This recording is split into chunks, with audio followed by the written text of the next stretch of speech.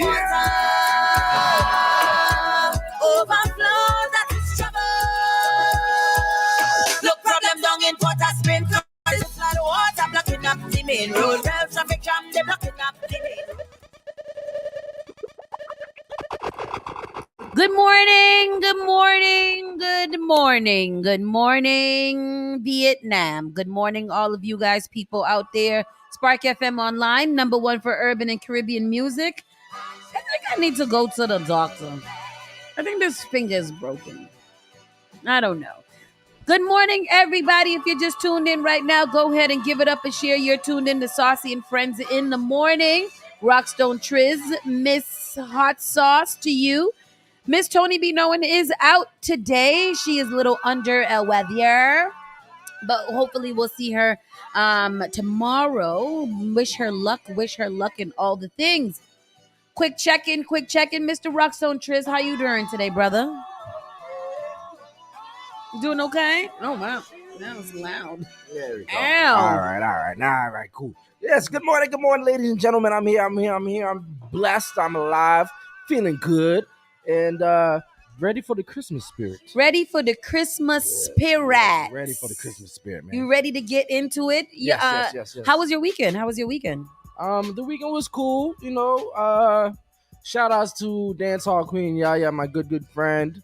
She celebrated her birthday in Unity on Saturday. Friday. Yes. How was that? Friday night. It was very nice. Boston people show up very late. They show up very. How do you get? Let's not even say Boston people. How do you get people out of the habit of showing up at the last 2 hours for the event? Me included, because that's when I doors open at 10. I'm like, all right, take a little nap. By 11, wake up, take a fresh, and go to the club for 12 o'clock. It ended at 2. How do you get people out of that? Like, what can people do? I'm not sure, and I mean, we were in the club from 11:20. Me and the guys. Shout out to the guys that came out with me, man. My team was out there. But it was weird. It was like we were there from like 11:20, drinking. 11:20 drinking, having a good time. The people didn't get there till about 1:20. God damn! No, that's a force. I'm one. That's forcing it. Party shot. Really, at 1:20? Like, what? People roping. Yo, roping from at 1:20 to about 1:50. Party shot. Gone. 1.5 hour. For real. That's crazy. And I'm wondering if that is the trajectory. Is it gonna get later? Because I remember 12 o'clock used to be the time. No, 11 o'clock used to be the time. Mm-hmm. Back in my day when I was 21 going to Unity, we used to try to get there before they started charging. Yes. So we used to always be in Unity very, very early. Mm-hmm. Because we didn't want to pay at the door. Mm-hmm. And before like 10:30, 11 o'clock, you didn't have to pay. So we would make sure that we were in that line and ready to go before 11 o'clock. So ain't nobody paying for Unity. That's crazy. Wow. That is crazy. And now people showing up 11:20 party shot. That's crazy. That's wicked. Everybody in their good clothes. Good clothes. Come out to have a good time for 1.5 hour. Yeah. But I heard the after party scene is where it's at. I tried. Really? We were in there for about 20 minutes. And how'd that go? Yeah, no. No? Yeah, not for me. Not your cup of tea. It's not where you can see yourself belonging. Yeah, I see what you're saying. Been there, no. This weekend was a pretty big weekend. There was the Ebony Gala that happened on Friday night. Yes. I was very interested in. Shout outs to you guys who actually posted pictures. All the other thousands of people that were there that did not post pictures. Boo to you. Whack. Tomatoes. But the amount of people that were there, I only saw a couple pictures, and people spent real money on this event, so I'm not sure. From what I heard, it was a very well-attended event. A lot of people had fun. A lot of people wanted a little bit more. I hope that the promoters and the curators of the event take all of the feedback that they received and really try to implement some of the feedback that they whatever. It's why I won't be going back. Not because I don't want to. I think that if I was in a sociable mood, I probably would have attended.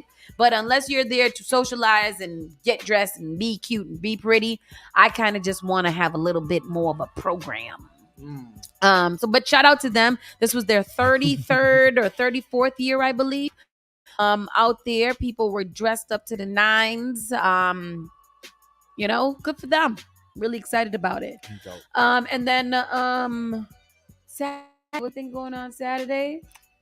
Saturday was the Dancehall Yaya's party. No, that was Friday. That was Friday. One of them days.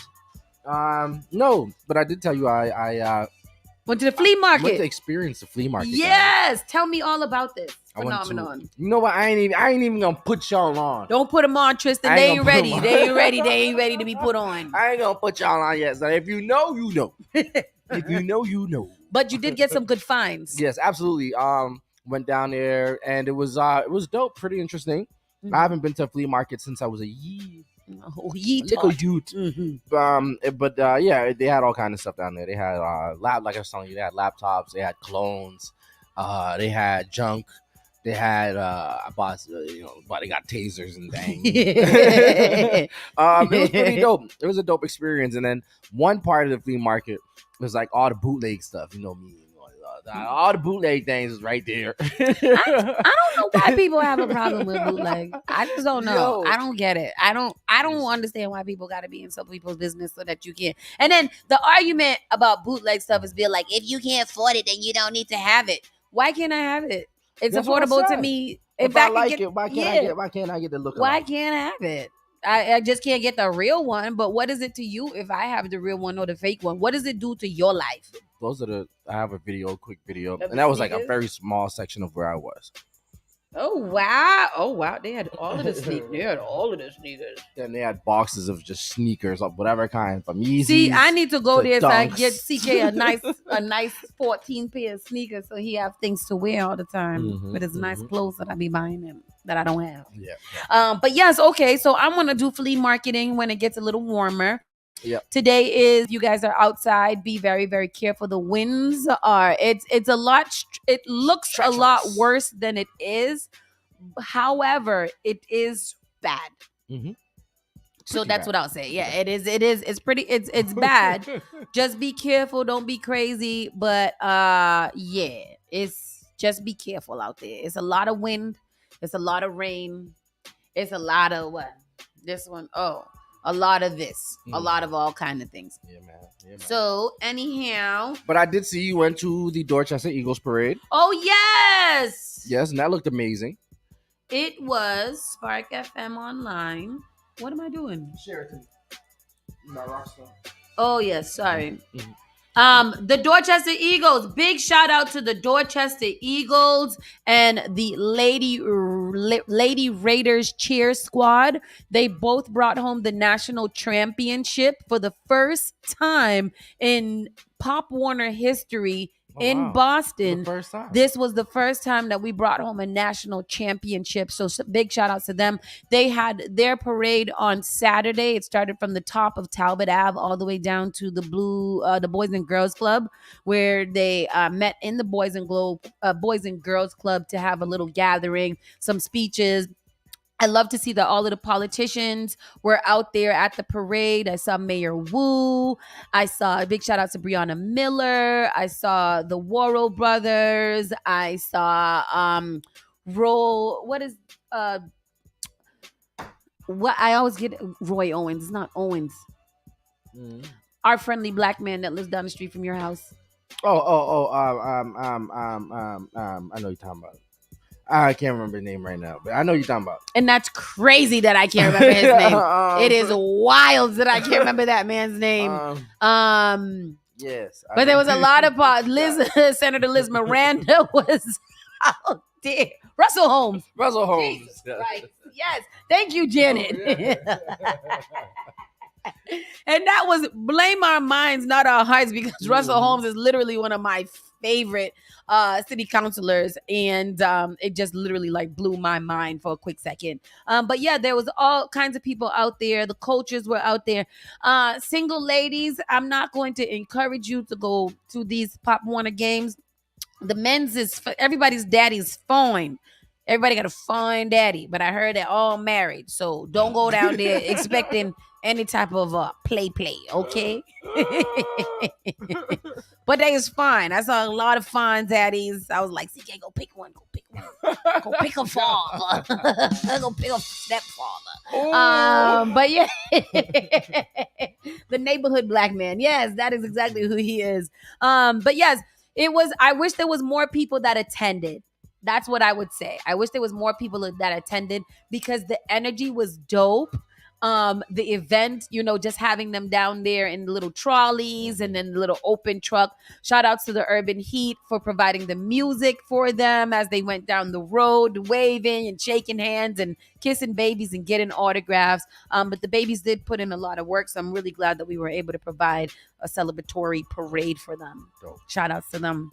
We do have a great interview lined up for you guys later from our good people over at Chase Bank around the 9:30, 9:45-ish hour.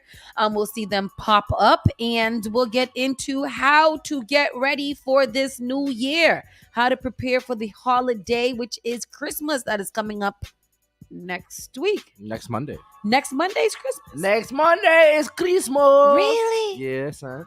Ooh, Amazon about crazy? to be tied. Amazon They said today's y'all last day to get them packages in, get them orders in. Today? And they're going to be expensive. Oh, Lord, I done messed up now. Mm-hmm. Boy, I done messed up now. Yeah. Jesus, Lord. That's why I went flea market. Everybody, let's get into the show because we got a lot to go over for the weekend. Saucy and Friends in the Morning officially starts now.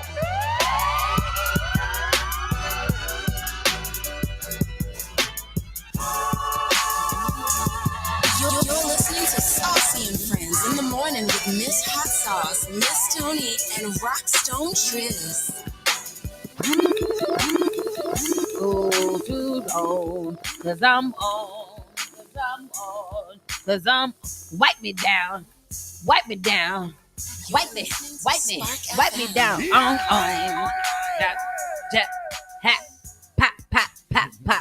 Pop, wipe me down. Today is Monday. It's approximately 9:22 in the morning. Rain and winds for the majority of the day. Windy with periods of rain. High 62 degrees. Winds in the south-southeast at 25 to 35 miles per hour. Chance of rain is 100%. 1 to 2 inches of rain expected. Winds could occasionally gust over 50 miles per hour. And it feels like it's a little 50 miles per hour-ish right now. The winds is coming. The winds and the rains is outside. They is outside. Let's get into the show. Let's get into our Around the Way news, see what's going on. Today is Monday again, so we start of the new week, a new day, a new life. And we are feeling good. Serious injuries reported in a trailer tractor crash on the Mass Pike in Grafton. What was this? I think this was when was it? Was this yesterday? 2 tractor trailers crashed on the Massachusetts Turnpike in Grafton Wednesday night, which caused one of the vehicles to roll over and lead to serious injuries, according to officials. State police said that the crash happened on Interstate 90. The Massachusetts Department of Transportation first tweeted about the crash at 9:55 p.m. and about an hour later said that the left breakdown lane was the only lane open to traffic on the eastbound. That sucks. How long was the traffic backed up? Had to be for 2 hours or more because that would have pissed me off. At 9:55, only one lane open on the whole highway with an accident. So that's people not minding their business, people driving slower to see the car crash, people trying to ask the officer what happened. Y'all got to learn how to mind your business on the roads. What's the name for it again? Bottlenecking. Yes, bottlenecking. Yeah, I can't be bottlenecking. 4 people were stabbed at the DoubleTree Hotel by the Hilton in Dorchester. So this is the one right down by the police barracks. So I don't understand how 4 people got stabbed at a hotel. An arrest has been made after 4 people were stabbed at a hotel in the city's Dorchester neighborhood late Sunday morning, Boston police said. Officers received a report shortly before 4:25 p.m. regarding a stabbing at 240 Mount Vernon Street. 4 people were found suffering from apparent stab wounds at the hotel. All 4 victims were transported to an area hospital with what police said were non-life-threatening injuries. Courtney Godfrey, 37, of Roxbury, was handcuffed and detained by security prior to officers' arrival. A witness told News Center 5 reporter Peter Epelalos that he saw a person lying in a pool of blood in the hotel's lobby. That witness also said he saw police take a woman into custody. Thankfully, we're told with non-life-threatening injuries. We'll let you take a look at the scene behind me where there is a truck blocking the entrance to the hotel there. This apparently happened in the lobby. We'll show you some video that we shot a little bit earlier, which shows Boston police detectives on the scene here. Again, this is the Doubletree Hotel. It's in Dorchester, right by UMass Boston. You see police and detectives collecting evidence, putting evidence in evidence bags, and then bringing it out front. Now, according to Boston police, this happened at around 4:30 this afternoon at 240 Mount Vernon Street.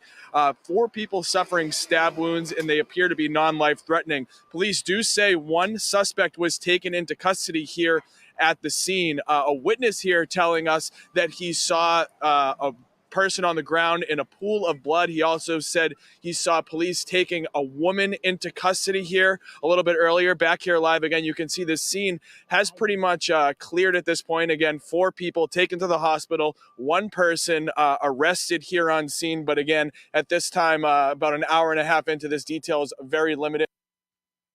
I mean, damn, I still don't understand what happened. How were 4 people stabbed and 1 people detained? They said in one of the reports that somebody came out and heard somebody saying, "That's what you get." Oh, Or something like that. Oh, so she was just going around stabbing people just all willy-nilly? That's terrible. That is very, very terrible and very unfortunate for those people. We'll look up for some updates about what transpired from that in a few later on today. Northeastern mistakenly sends acceptance letters again. Oh, Northeastern, this is no good. This is just very not good.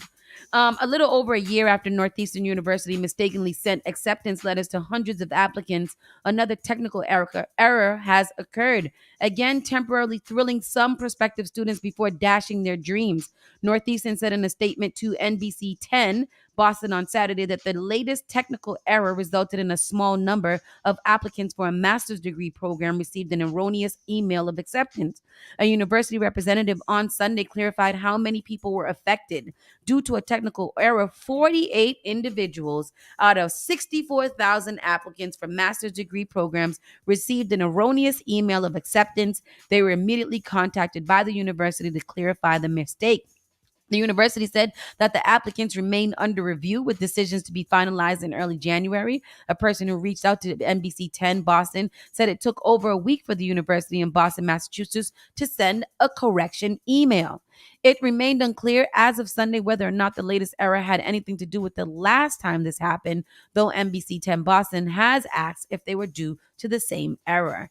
Last October, the university explained that a technical error caused acceptance letters to be issued to more than 200 current applicants for the School of Law and to almost 4,000 people who applied a year earlier.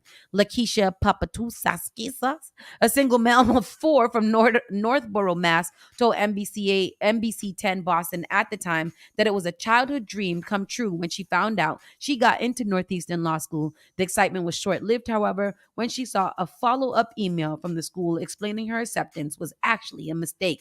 How do you rectify that? Let me see. That's the crazy. First letter said, say if you can play this video.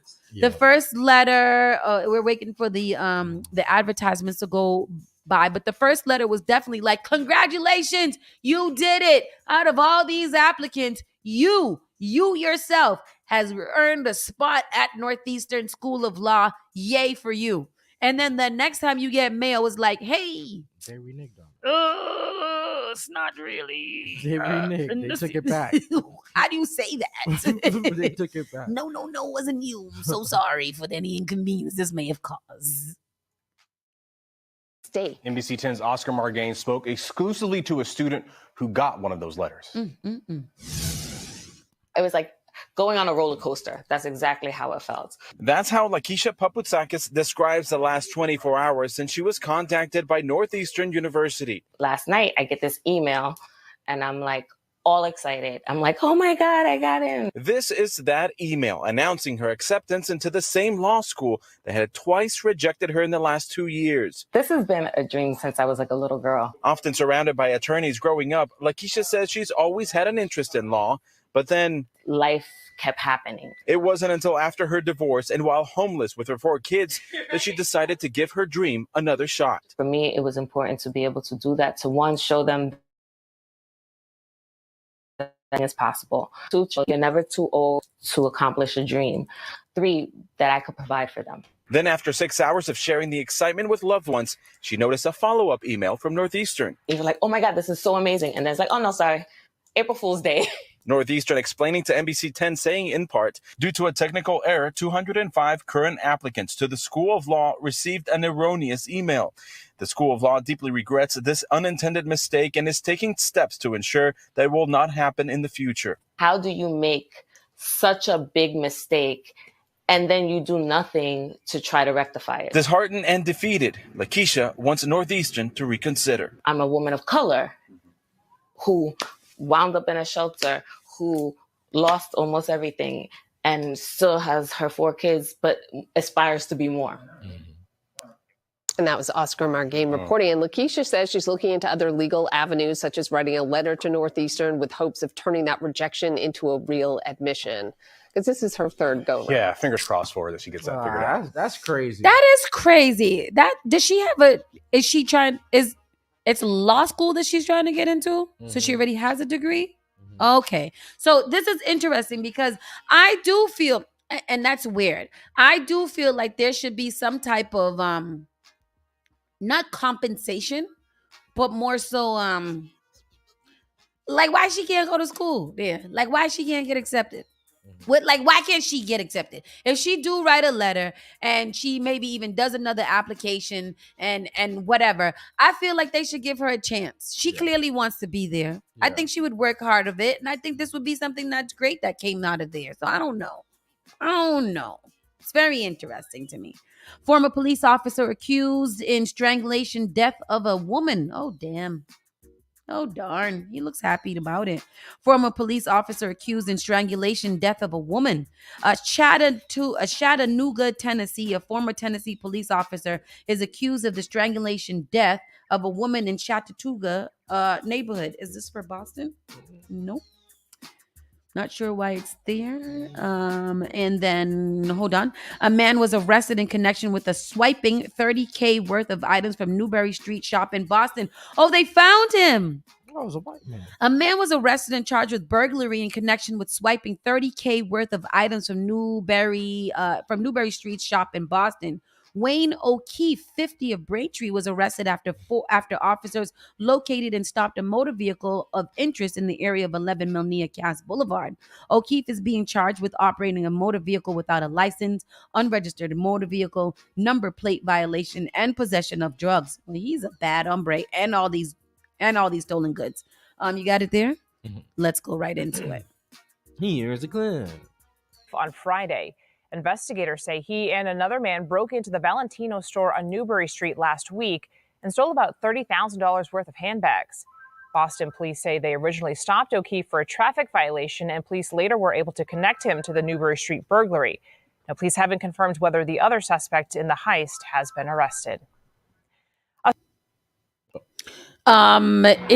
don't believe that anybody else has been arrested at the time, but we will be keeping an update on that story as we get more information about it. But I always still want to know, like what was O'Keefe planning on doing with all of the stolen goods? Was he giving them away as Christmas presents, or did he plan to resell them wholesalely?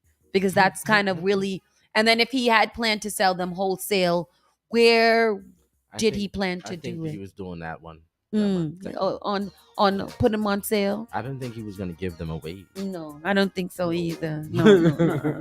It's the most wonderful time of the year. Everybody needs to be careful because there's a lot of storowing going on Storrow Drive. There's been many trucks that have been stuck underneath there. So if you guys are moving anywhere, if you're doing anything, Storrow Drive might not be the right place for you guys. So stay away from that. And just trying to make sure that I run down to make sure that I got all the news from this week. Braintree man charged with brick break-in at Newberry Street. Oh yes, that's the same O'Keefe man. BC's alumni stadium catches fire, but blaze is quickly knocked down. A man was stabbed in Grove Street in East Boston.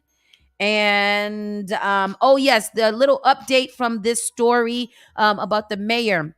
Remember, we talked about her having a electeds of colored breakfast that has hit trend controversy. It has hit national news about Mayor Wu's electeds of color brunch. So no doubt you've heard all about the racists jumping on Michelle Wu because somebody in her office goofed up and sent up an invitation to an electeds of color Christmas party to white counselors as well, instead of just the black and Latinos one. It's been in all of the papers. Outrage, the racist rage, Wu hates white people. Except that the Globe reports the group has been around for 13 years, founded by local elected officials who represent areas such as Mattapan, Roxbury, and Hyde Park. Really isn't any different from any other legislative caucus devoted to specific groups that has been having get-togethers for a long time. Besides, if Wu hates white people, then what to make of Marty Walsh, who in 2020 specifically endorsed the policy on systematic racism proposed by the electeds of color? From a 2020 request he sent to the city council for a hearing on increasing police accountability to the public. So it's very interesting to me how up in arms everybody was about this elected of color breakfast or Christmas event. There was a picture that has gone super viral across all the news outlets of this electeds of color festival or party that Wu had. What happened is that somebody in her office sent out a invitation to all of the counselors and not just the electeds of color. So after this, people are now calling her a racist, a part of the KKK, reverse racism, so many other things, because the white people were not allowed to go to the Christmas party for color did people. the thing say that? Did it say blacks only? It did not say that. Did it say no whites allowed? It didn't say no whites at all. Yeah, allowed. so what are they talking about? It just said electeds of color Christmas party. And now they're very upset for I don't her. see nothing about it. See, white people feel like they ain't got no color. That's the problem. Yeah. Oh no, some of the comments did say white is a color. That's what I thought. Hello. They said white is a color. So I don't know. But they are all up in arms. If you go to the comment section, it's actually very disheartening to see the amount of white folks that are it's funny how they use reverse racism to be more racist. Like those people or that kind of people, or what if we had an all white all white Christmas party and didn't invite them? Well, if we think about it, if we stop to think about it, back in the day, just not too long ago, there were all white water fountains and all white restaurants that the people of color were not allowed to go to. And if a person of color went into one of those establishments, it was ground for them to be hosed, pepper sprayed, had their ears and eyes chopped off and hung from a tree. Yes. So I'm just thinking that this is not the same. Just because how many of the white people wanted to go to the black people party in the first place? How many of the white people was like, oh, none. Please let me in. Honestly, they didn't even need to do that, because if they just organize a Christmas party, they're not gonna show up anyways. And they also, here's the kicker, they have a whole elected people event right after that one. Right after that one. There's just a little one for us to come to have some fellowship with each other and just hang around each other. And then y'all could come to the all one. They also don't understand the reason why they get left out of all the things, because everything is for them. It already is. That's the reason why people do things for their people. You can still honestly go into a room, any type of business or corporation or anything like that, and still be the only Black person in the room. Like literally the only Black person in the room. I went to a tech conference, a tech summit maybe like 2 months ago, and it was insanely attended, and I could count the number of Black people that were in the room. This is not just for Black people as well. Wu happens to be an elected of color, so the Asians could go, the Spanish people could go, the Black people could go. You know, it's just the white people probably could go too. It's just not for you. You know, like they're not gonna kick you out. They're not gonna be at the door being like, "Oh no, you're white, you can't come." And all that means is that this is just gonna be a little more soulful, a little more funky than your regular potato salad. That's with peas in it. Peas and carrots. That's not nice. Anyhow, people, that is the Around the Way news for today. We're gonna go to a quick commercial break, and when we come back, we'll be talking to our good friends over at Chase Bank, who's gonna tell us about how to get ready for the new year, how to prepare for Christmas. Like Tristan said, you got 1 week left to get your orders in, but don't go crazy. And maybe instead of some Christmas present, you might want to do a little bit of investments. Hello. So we're going to go to a quick commercial break, and we'll be right back in a few moments. Keep it locked right here. Spark FM Online. You're listening to Saucy and Friends in the morning with Miss Hot Sauce, Miss Tony, and Rockstone Triz. Turn it on. Turn it up. This is SparkFMOnline.com.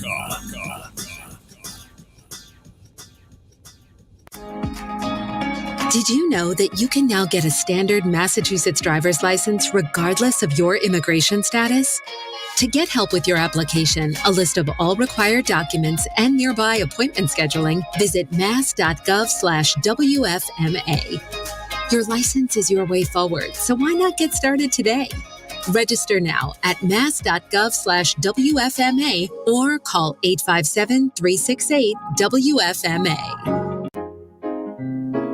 Boston Seaport neighborhood has transformed into the Snowport, a fantastical winter wonderland for good times, including gifts, games, art, food, and special events. The holiday market is open 7 days a week through December 31st, where you can shop at 100 plus retail stores and enjoy a meal at one of the delicious restaurants. Follow at Seaport Boston and visit bostonseaport.xyz/snowport for more information. JP Morgan Chase is making a global commitment to break down barriers to drive inclusive economic growth all over the world. We believe there is a pressing need to help more people move up the economic ladder.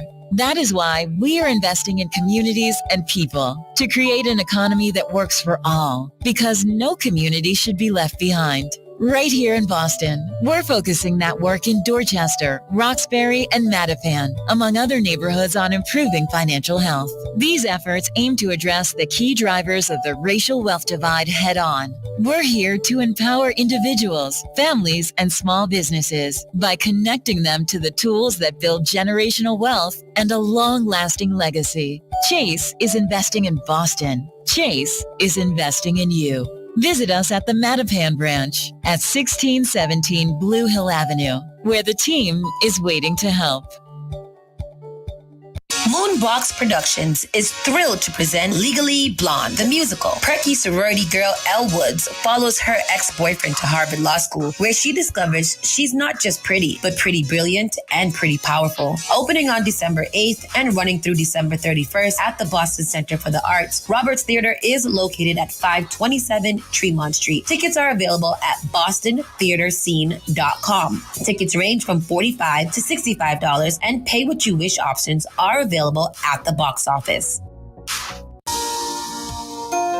Want to give your baby a head start? Get the best protection against flu and COVID-19. Because their immune system isn't fully developed at birth, babies need additional protection. When you get vaccinated while pregnant, it can keep you and your baby from getting sick. As they get older, This can result in more time in school and daycare for them and more productive time at work for you. Vaccines are safe and effective for children as they grow. No matter where you are on your pregnancy journey, flu and COVID vaccines can boost your and your baby's natural defenses and protect your family. Stay up to date with your vaccines. Stay healthy. Talk with your trusted healthcare provider today. Brought to you by the Boston Public Health. I'm going to give you to the count of 3 to get your lousy, lying, low-down, four-flushing carcass out my door. The People Station. What is that? What is that? Spark FM. Merry Christmas, you filthy animal. And a Happy New Year.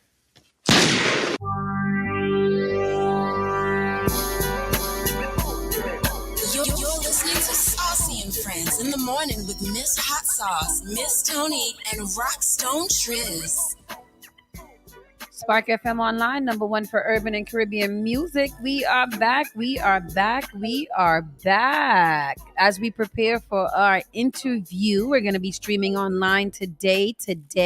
So as our guests get their technology together, we're just going to get into some national news, and when they pop up, we'll know what's going on. Mackenzie, we're waiting for you to turn your camera on. Once you get that on, we're all set. France, we're waiting for you to turn your camera on. I mean, France. Sorry. Yes, France. In the meantime, that story that I was reading about earlier about the police officer strangulation is very interesting to me because this is so Lawrence Foster Goodine, 43 of Crossville, was arrested Friday in Fairfield after 90 miles north of Chattanooga. Goodine, a former member of the Chattanooga Police Department, was charged with murder, kidnapping, and tampering with or fabricating evidence, according to Hamilton County Sheriff's Office online booking records. This man was out here doing the absolute most, which is very crazy to me.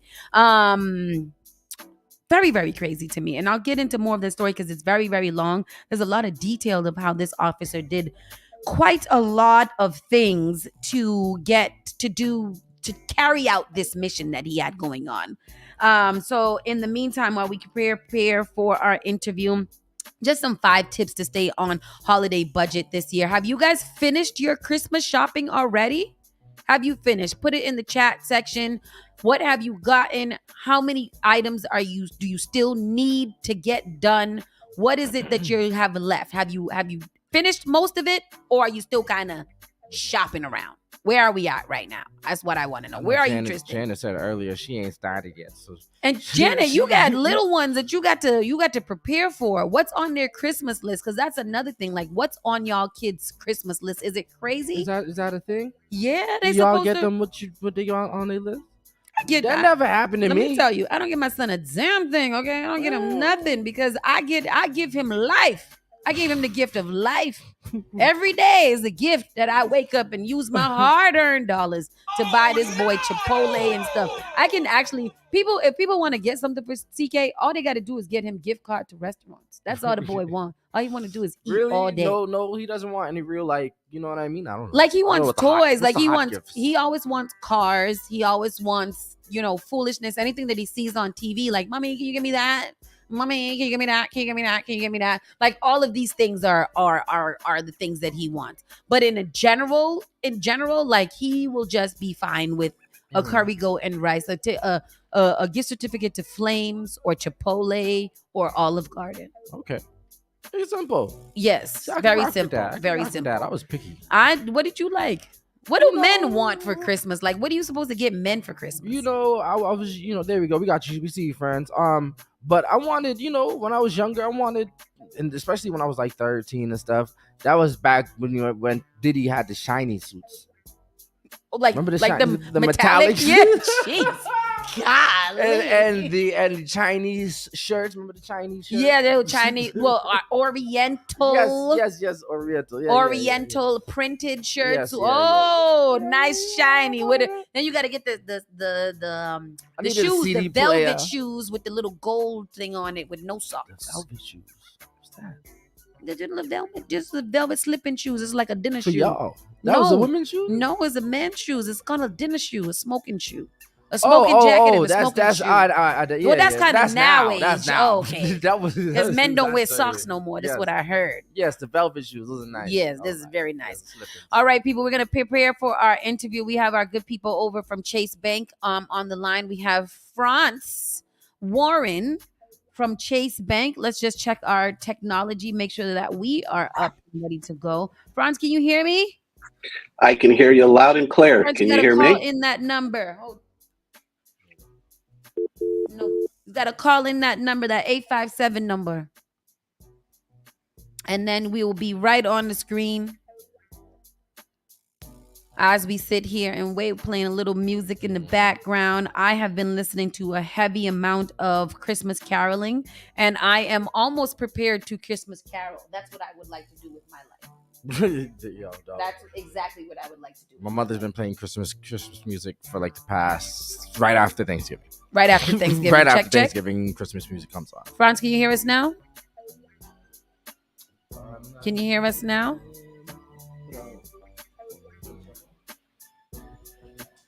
Can you hear us now? Well, I can hear you. Our Can you streaming not- interviews are a little bit more technical. So we're going to figure this out in a quick second. We're going to go to a quick break as we trying to test out our system. So everybody hold tight. We'll be with you in a second. Check. There you go. Can you hear me? I can hear you. Can you hear me? I thought I heard something. I thought I can hear heard you. something. you can call back. I thought I heard something, but I don't think I heard the phone ring. So we're gonna go to a quick commercial, not even a commercial break. We're just gonna go through, get off the screen for a second to make sure that we have everything ready to go.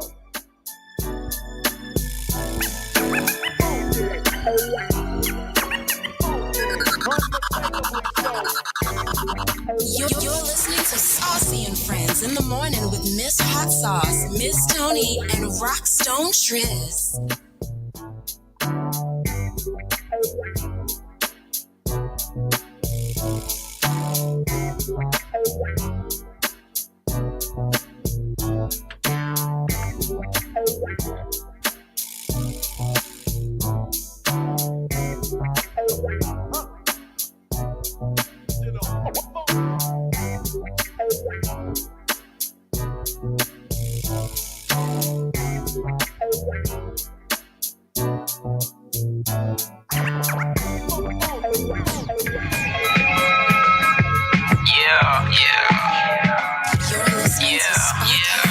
Switching four lanes. Two sides of the same. But you can keep the change. Yeah, that sound.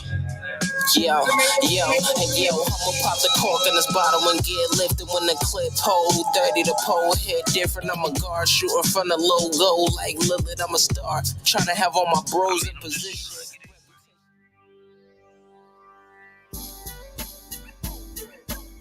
Are we live? Franz, can you hear us in the back there? Can you hear us? Caller, you're live. I got you now. Yay! There we go. Hi, Franz. How are you? I'm doing well, and you? I tell you, it's a little, it was tougher. Like you said, the streaming video is a bit different, but yeah. if it's meant to be, it'll happen. Technology can either be your best friend or your worst enemy. It really just depends on how much you want it to work. If you want it to work a lot, that's when it's gonna not do exactly what you asked it to. So how are you, Mr. Franz? That is so true. I am doing well this fine morning here. A little bit of rain here in the Connecticut area, but it looks like it's pulling through.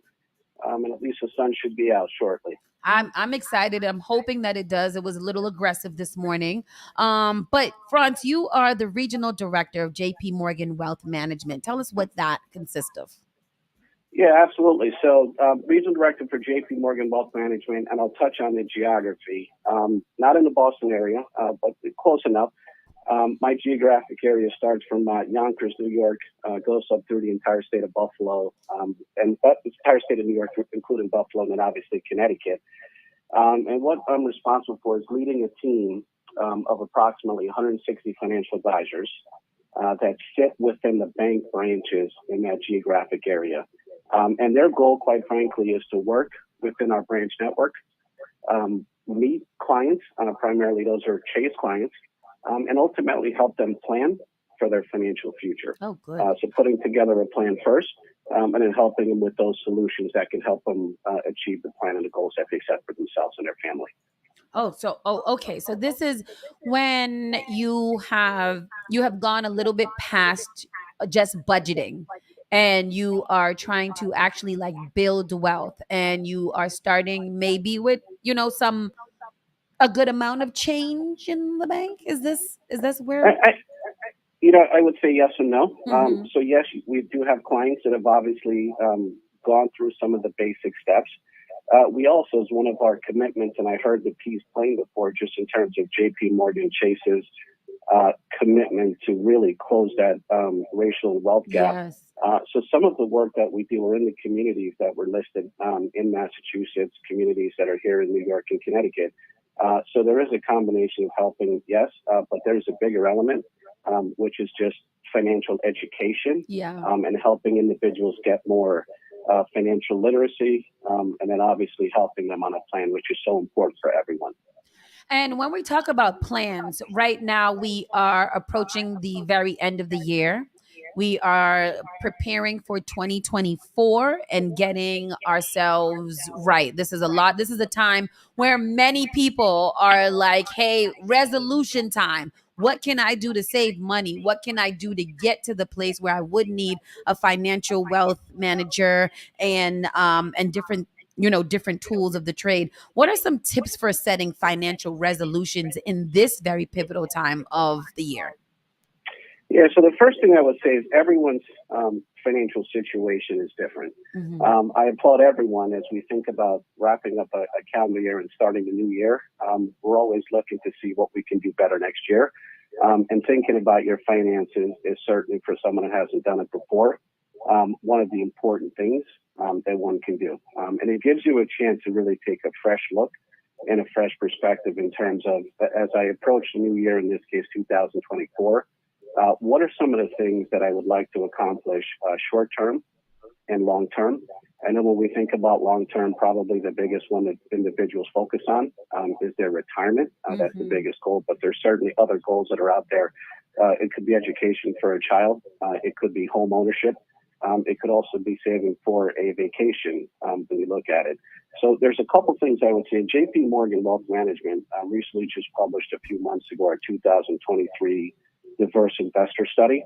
And one of the things that's really exciting is that the research found that 71% of Black investors that were surveyed said they started investing to build wealth to pass down to future generations. Yes. So that's one. But then also, as you start the year, it's really a fresh time. You'd mentioned the word budgeting before. Yeah. And a lot of times when we start out that new year, it's time to take a look at the fresh budget.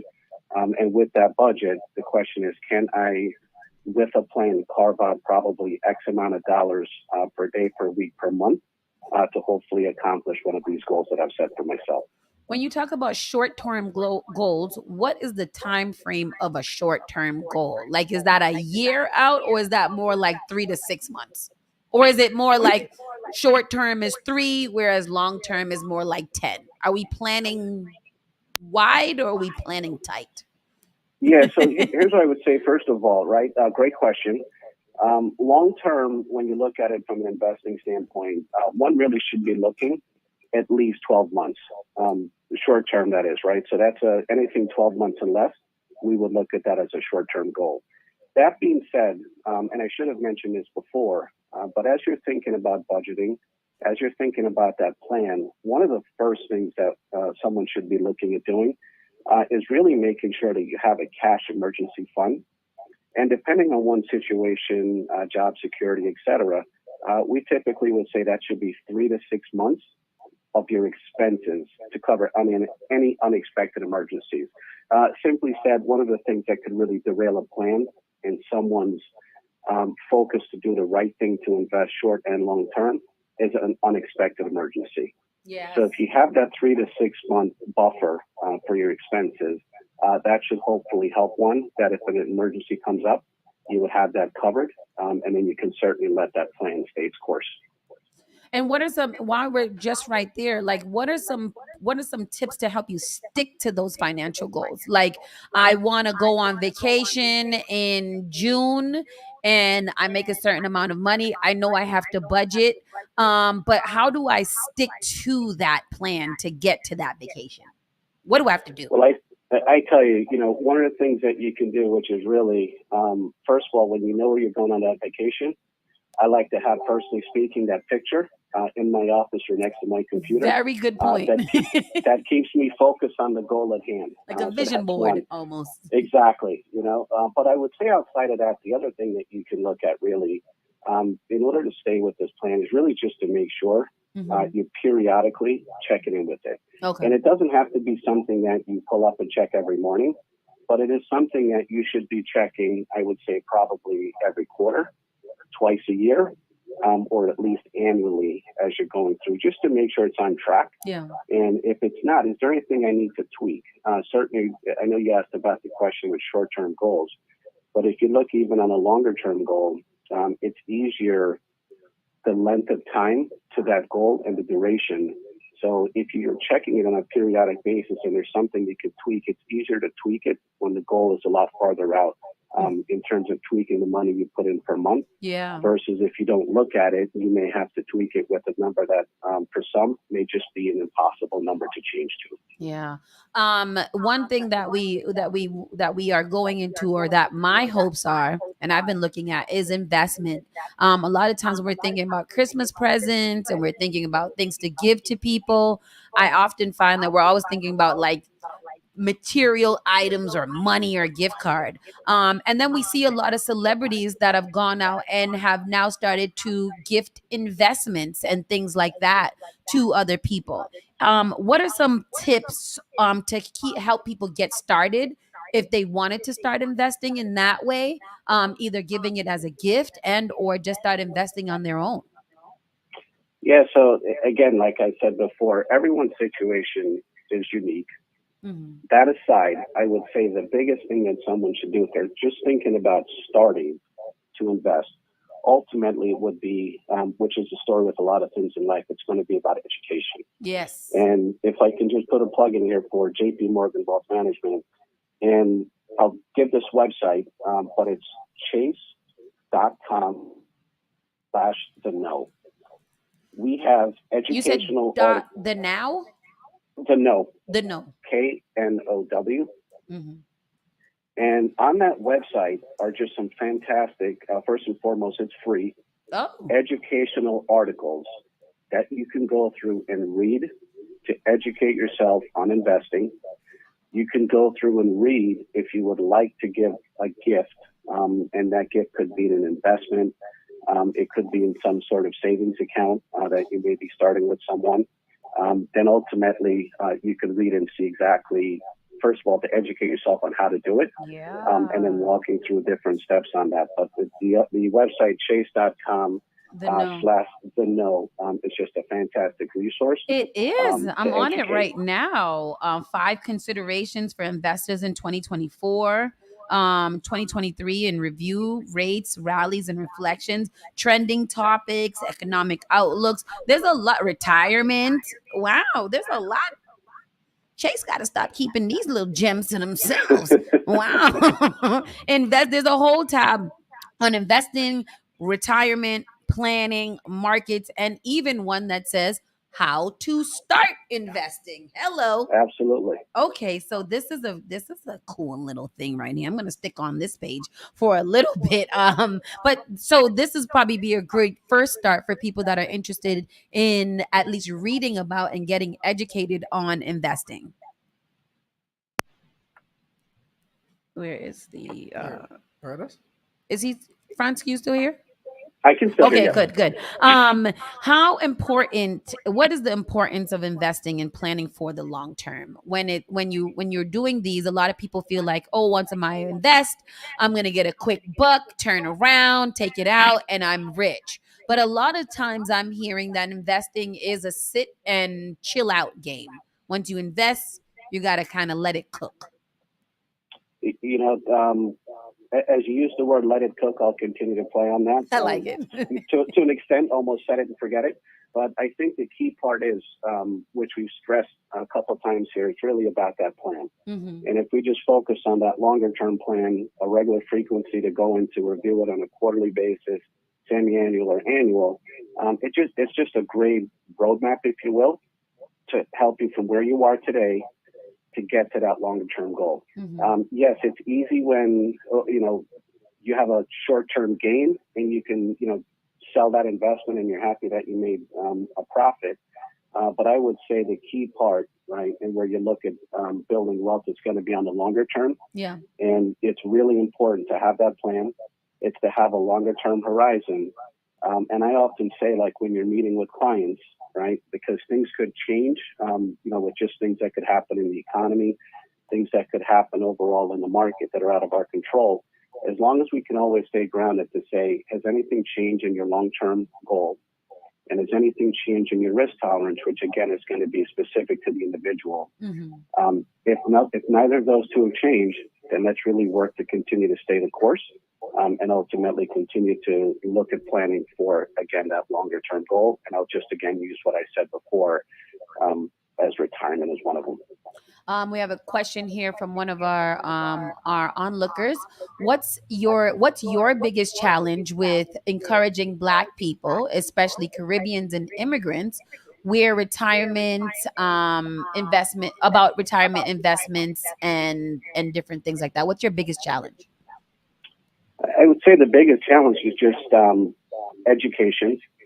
It's changing their narrative in terms of where. For what was mentioned before, Caribbean immigrants, which I'm one of them, right? I was born in Jamaica, migrated here when I was 13. But, but at the end of the day, it's a matter of what's discussed. It's changing that narrative to really look at the retirement piece and understand through education that there's a good opportunity to invest in assets for the longer term to achieve those goals. I love that, because I do believe that we do have to get a little bit more serious about our long term. A lot of us really kind of stay in this, I have one life to live. I'm just going to live it and do whatever I want to. But in order to set yourself up for greatness later and for actual retirement where you can rest and not have to get a part-time job, people do have to start getting very, very much involved in their future. And I had a question here that actually Chase had provided. How is working with an advisor from a bank or any financial institution good for you? Like, what are some of the advantages of working with an advisor? Yeah, so I would say working with an advisor, it's almost like as we think about year-end or New Year's resolutions, it would be almost similar to one that typically a lot of individuals make, which is going to the gym. And if you go to the gym and you have a trainer, that trainer, he or she, may keep you accountable and help you stay the course. If I think about using the same words from an investing standpoint, as I basically have an advisor, and it's a comfort level, and where someone is from an educational standpoint. But if you have everything where it's set up and you have an advisor, he or she can hopefully continue to walk you through the plan. And then I'd mentioned before, if things change in the economy, if things change in the market overall, if you don't have an advisor, it's probably easy to log onto the computer and cancel that plan, if you will, sell the investments. If you have an advisor, you can obviously speak with him or her.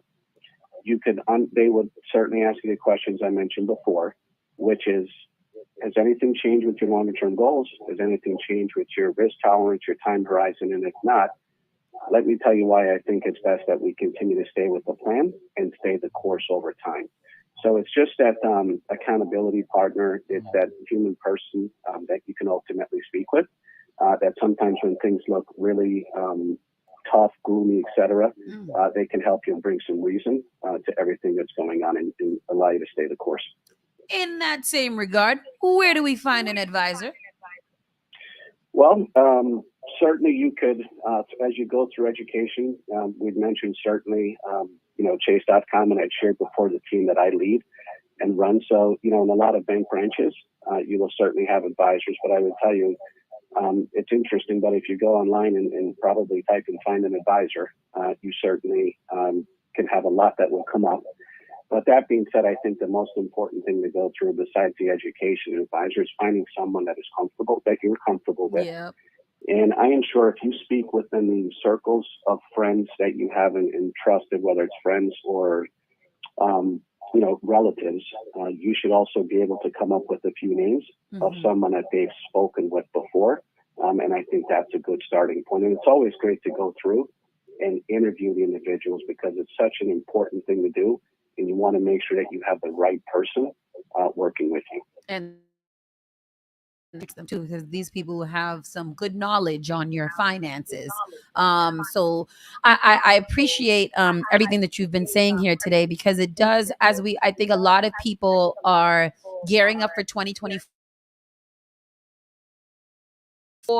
And 2024 is going to be our year, and so many promises as to what 2024 is going to be. One of the most fundamental things that we have to make sure going into 2024 is that our money is right, because you can't start doing things if you don't have anything. I guess you can start putting a budget and things into play, but any last minute tips for how people should just kind of get their mindset ready to, kind of maybe even get a little uncomfortable as they build up to this season of, financial health and wealth? Any last minute tips?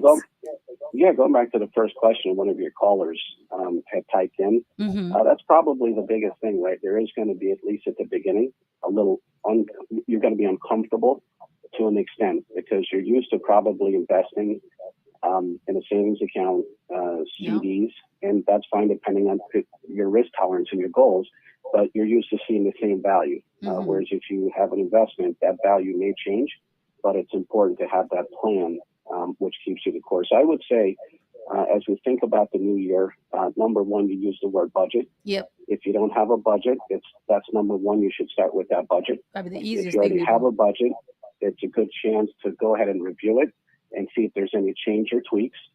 Next, I would really look at going to that website I mentioned before, chase.com/the-know, and read some of the articles to get educated. And then work through, to your point, one of the articles there say, how can I get started? Yeah. I would then look to go through that and incorporate some sort of financial plan for my goals, be it short-term, intermediate, or longer term, and keeping in mind short-term is less than 12 months. And really looking to start to plan and see ultimately, as I start, I can build through this in 24. And, to your point, you've ultimately started something that can help you and your family for the future. I love it. And that's what I kind of want to leave off on that point, because you brought up a good checklist of things that we should do. And it really just starts with actually getting started. Like even if while you're sitting in the bed, you can pull up chase.com/the-know. Just start clicking on things and reading it and getting just a little bit more familiar with what you're doing. And then go into a bank and talk to somebody and figure out what you guys have to do and start putting a budget together. And I feel like you can start writing your budget by just figuring out the things that you pay for a month. Sit down, pull up one of your statements, just kind of go through it and say, okay, these are all the things I pay for. Figure out how much you're paying for it. And then you'll at least have a starting point of how much you're spending a month and how much you're making and figuring out how to make more money. I like it. Agreed 100%, and no better time than the present as we look to get into 2024 and start with a clean slate. I think so. I think this is great. I want to just shout out Chase Bank for its continued support in helping our communities get into that financial health mind frame. I think it's very, very important to have, prestigious banks and different people really encouraging people to get their monies situated. Not that you want them necessarily to do it at your bank, it would be great, but at the same time, we just need our communities to do a little bit better when it comes to financial health. So I appreciate you taking the time out to talk to our audience, and really kind of giving them some practical steps to get their 2024 started right. I'm excited. Absolutely. Thank you for the opportunity. Sorry about the technical difficulties that We're came in sorry. at the beginning, but glad we were able to make it all work.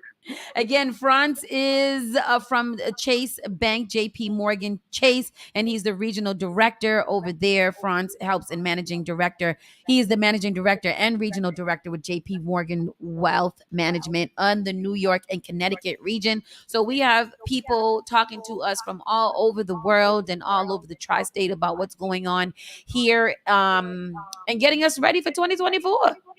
I'm excited. I'm ready. Franz, do you have any plans for this holiday season? Going to Jamaica? I'm going to take some.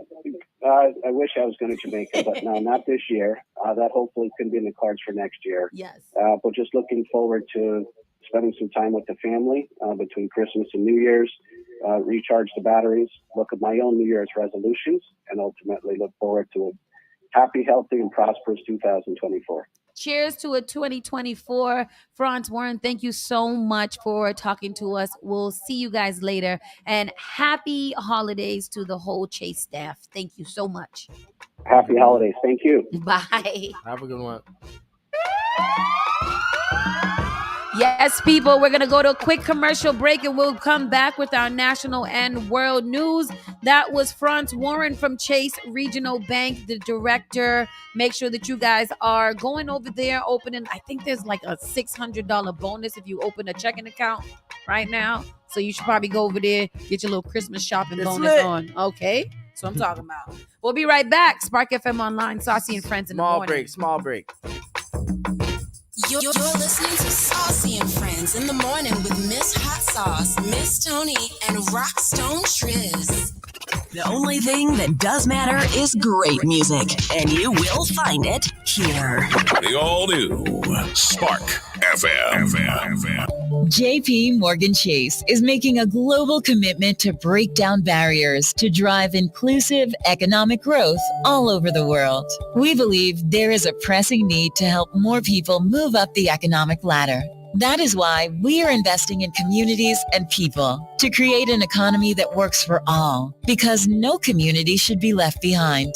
Right here in Boston, we're focusing that work in Dorchester, Roxbury, and Mattapan, among other neighborhoods, on improving financial health. These efforts aim to address the key drivers of the racial wealth divide head on. We're here to empower individuals, families, and small businesses by connecting them to the tools that build generational wealth and a long-lasting legacy. Chase is investing in Boston. Chase is investing in you. Visit us at the Mattapan branch at 1617 Blue Hill Avenue, where the team is waiting to help.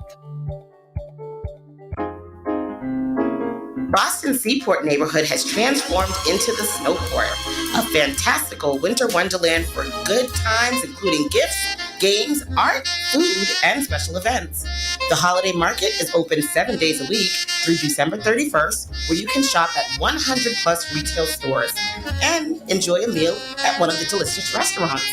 Follow at Seaport Boston and visit bostonseaport.xyz/snowport for more information. Spark FM. Spark FM. Cohiba cigar.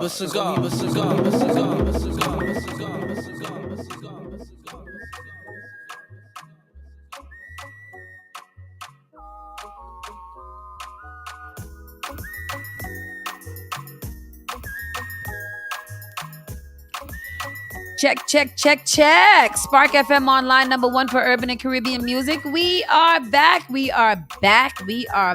Thank you guys for sticking with us. Again, the question of the day is, have you guys finished your Christmas shopping? What do you have left? Are you even going Christmas shopping? And what do men want for Christmas? Because I don't be knowing. Tristan, what kind of things do you like for Christmas? We want cool things, wallets. Like what? Belts.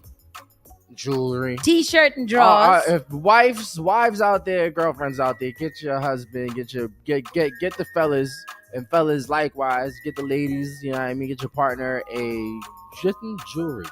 Jewelry? What if you don't wear jewelry? Who doesn't wear jewelry? I never have worn jewelry. Why? Ever.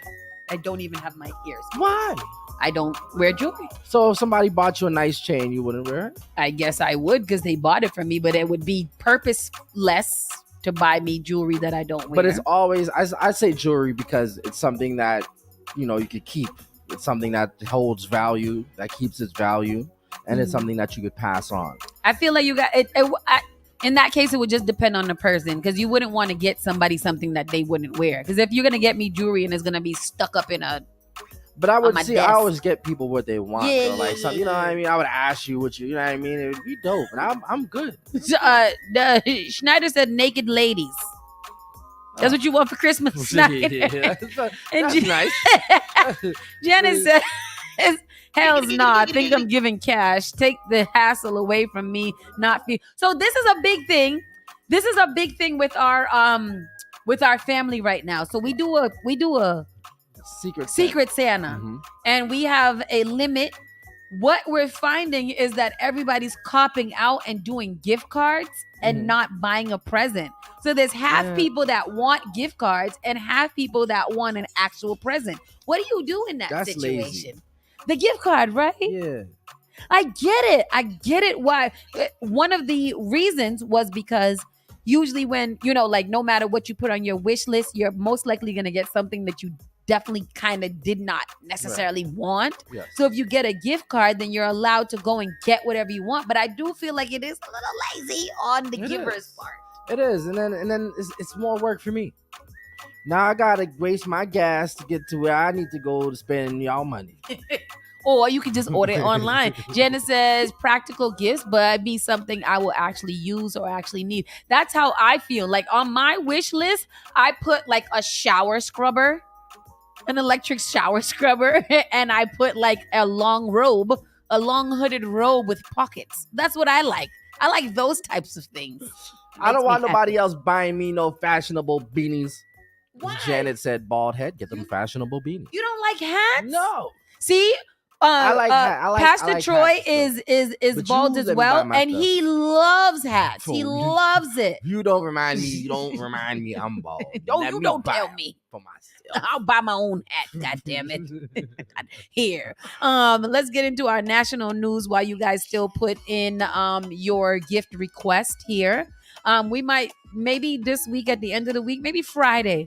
We might give out a couple of gift cards to some lucky winners. We're not going to do our 12 days of Christmas this year. So we're taking a break next week. God damn it. I'm tired. But let's get into our national news. Biden safe after car strikes parked SUV in motorcade. Was Biden driving? I saw this video. No, he was just walking by. Oh, really? He was about to get in his It was assassination attempt. President Joe Biden was unharmed Sunday night when a vehicle crashed into a parked Secret Service SUV as he was leaving his campaign headquarters in Delaware. According to the Associated Press, the SUV was shielding Biden's motorcade as the president was preparing to leave the facility in Wilmington at about 8 p.m. A man driving a silver sedan crashed into the black SUV around 200 feet from where Biden was standing. Reported Secret Service agents with their guns drawn surrounded the vehicle, which had Delaware license plates, and instructed the driver to exit the vehicle with his hands up. The SUV was being used to close off intersections near the headquarters as the president prepared to leave the area.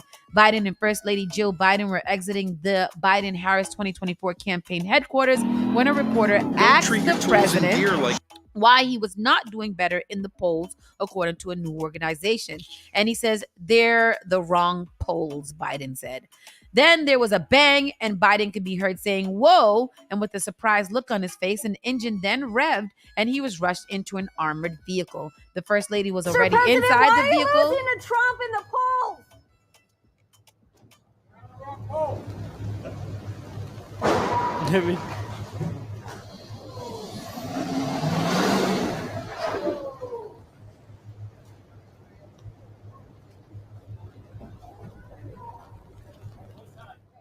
I don't know why I was watching that like a movie. Like my mouth was open, like what's going to happen? happened? Oh no, they're going to get him now.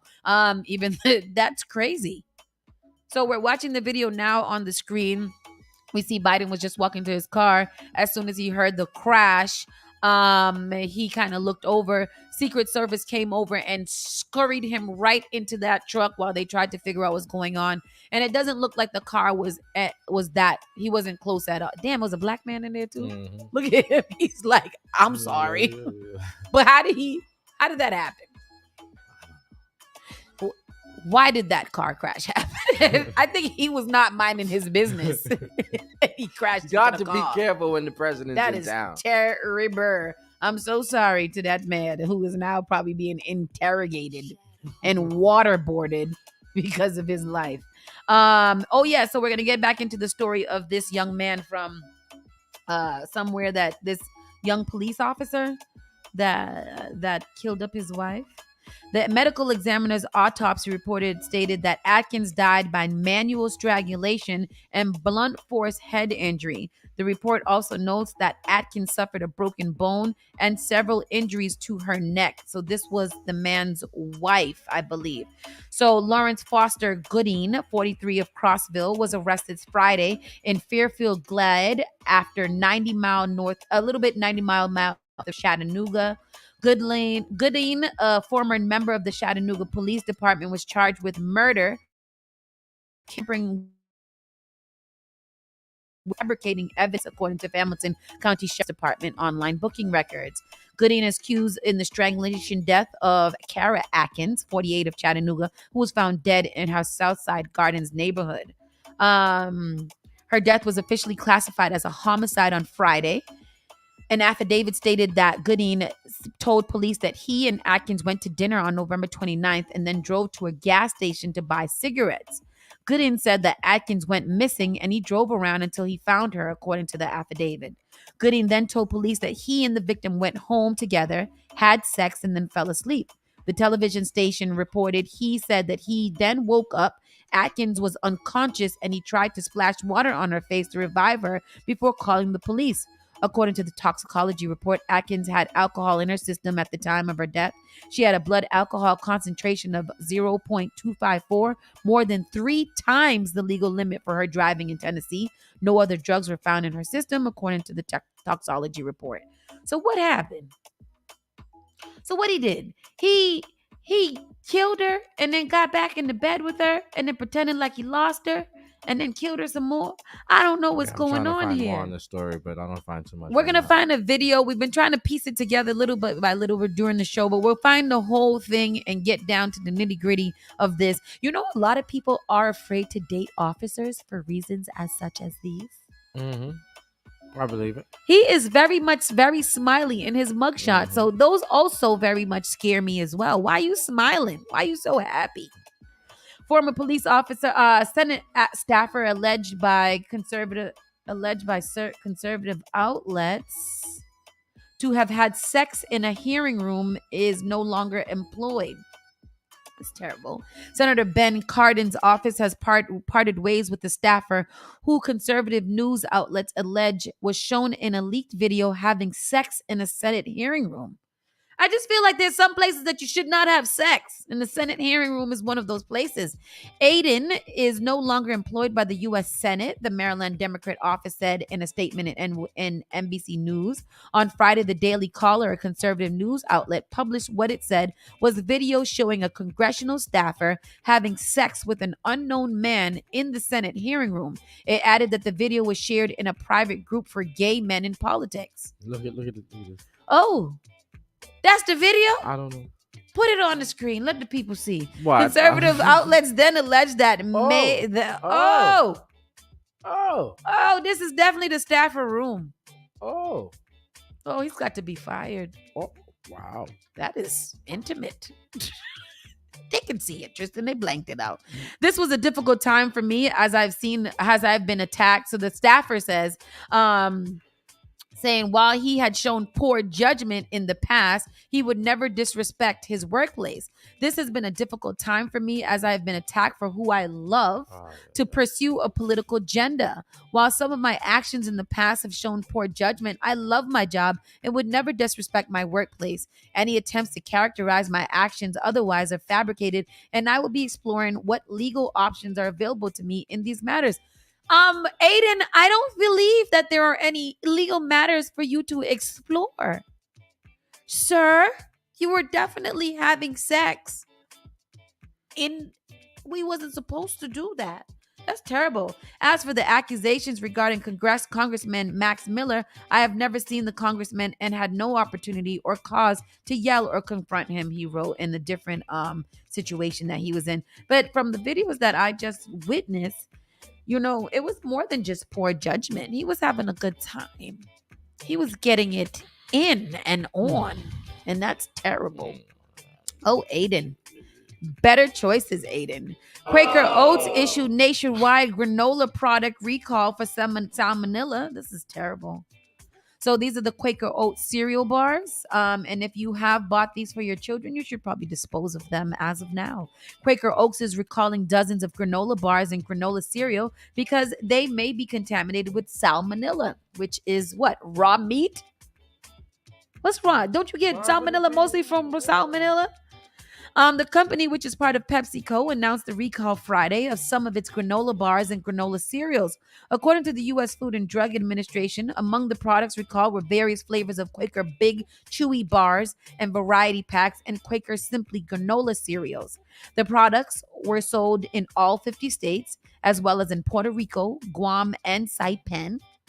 Consumers should dispose of and not eat any of these Quaker products, the agency said. People can contact Quaker Consumer Relationships to get your low $4 back. Salmonella is a bacteria that can get into food preparation chains when people handling food do not wash their hands or fail to keep the food production process sanitary. The bacteria is most typically spread in raw or undercooked foods. This is terrible. So these are the chewy bars.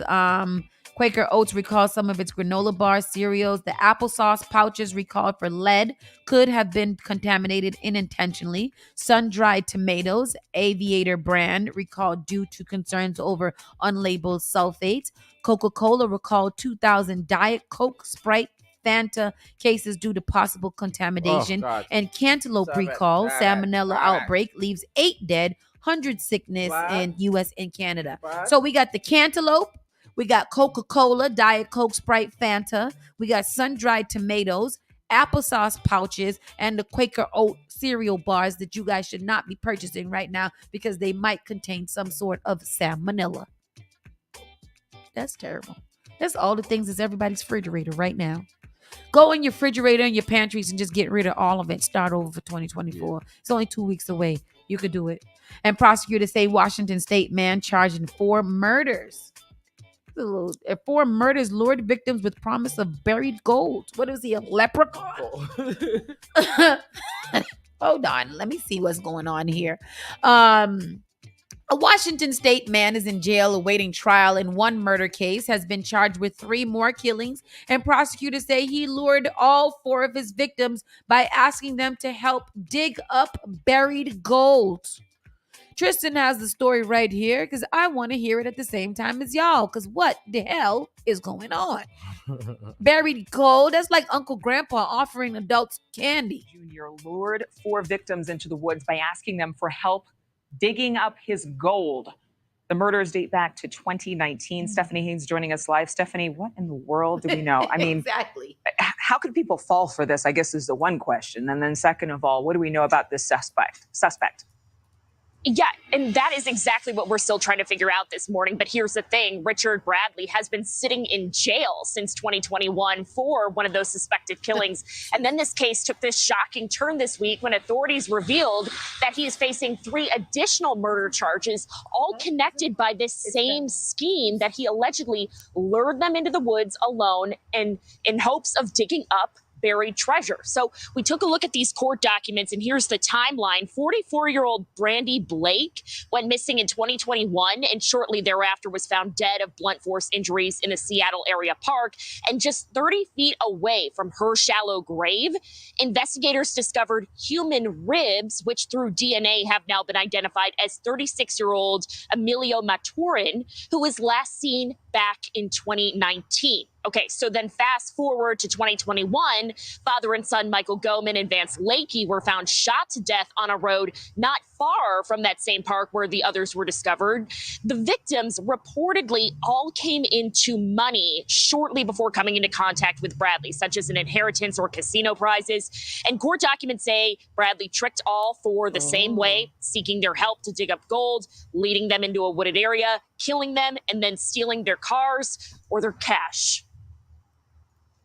His modus operandi, if you will, he wanted to target individuals who had money and who had wealth. You know, now they're making charges here just within the last couple of weeks, and here we are in almost 2024. But these investigations take quite a while to put together. We reached out to Bradley's defense attorney for comment and did not hear back.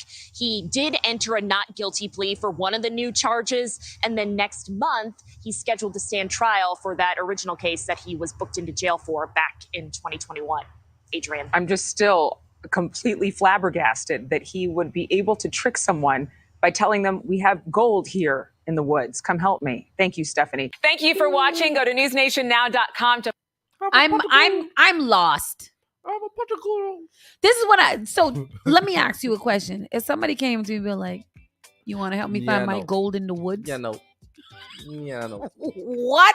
The funny thing not the funny thing is, because this is tragic and this is horrible. The crazy thing is that they said that all of these people had just came into some money before getting coming in contact with the murderer. If you just came in to get into some money, why the hell is you helping somebody else find their gold buried in the woods? That sounds like a scam to me. That sounds like murder, kill. Mm-hmm. Hey, hot sauce. Want to come help me find my gold buried in the woods? Oh, yeah. Let me go help you. Let me go help you find the gold buried in the woods. Let me drive you in my car and help you dig up the gold in the wood. Such an idiot. Exactly. Such an idiot. I'm not victim blaming, but this is crazy. There's a story that I forgot to put into the local news today.